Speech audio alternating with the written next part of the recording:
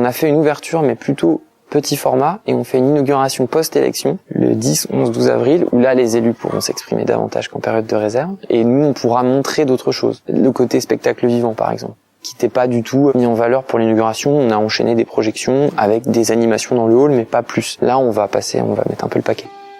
Victor Courgeon, directeur d'exploitation du cinéma Alice Guy, un lieu qui a ouvert ses portes le 11 mars dernier à Bobigny, en présence de son parrain, l'acteur et réalisateur Jean-Pascal Zadi.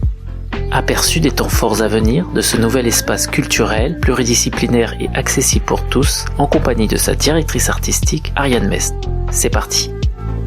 Alors les temps forts, là ça va déjà être l'inauguration, le week-end d'inauguration du cinéma les 10-12 avril, où il y aura justement des propositions pour différentes tranches d'âge concernant les enfants, mais aussi un ciné-concert autour des films d'Alice Guy par exemple, pour que les gens découvrent l'œuvre d'Alice Guy, pour celles et ceux qui ne la connaîtraient pas encore, et qui sera mise en musique par le Conservatoire de Bobigny, différents départements du Conservatoire de Bobigny. Donc ça va être un beau temps fort le samedi 11 avril à 18h30, et puis il y aura aussi un ciné-concert pour les tout petits. Voilà, c'est un spectacle qui va faire environ 45 minutes. Et puis à 17h30, donc le dimanche 12 avril, il y aura l'avant-première de Juste une illusion, qui est le nouveau film de Éric Toledano et Olivier Nakache. Et ils seront là aussi pour une rencontre. Donc ça fera une très belle fin de week-end. Donc ça, c'est le premier temps fort. Et puis après, il y aura une ouverture de saison. Nous le savons déjà, mais je vais pas encore parler de la programmation qui n'est pas faite. Il y aura un temps fort autour de Noël. Après, il y aura des rencontres avec différentes personnalités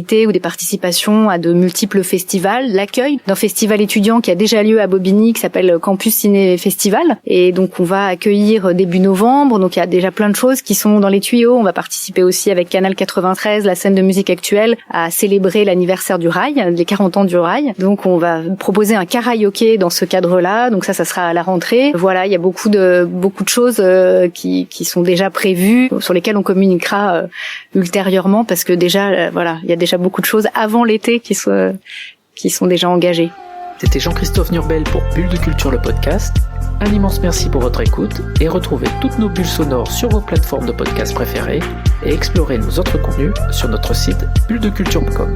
Parce qu'une bulle, ça se partage. Abonnez-vous, likez et suivez-nous sur les réseaux sociaux. À très vite.